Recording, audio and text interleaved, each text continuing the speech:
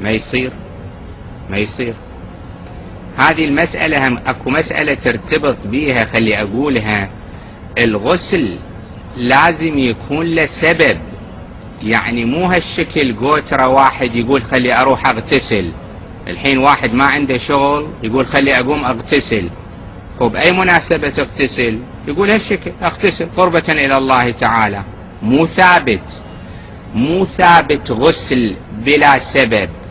نعم وضوء للطهارة قربة الى الله تعالى ثابت، اما غسل او تيمم من دون سبب لم يثبت.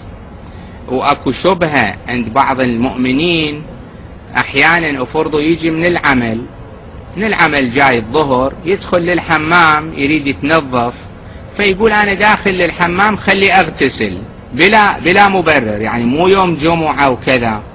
وبعضهم يغتسل ويروح يصلي. هذا كله خطأ.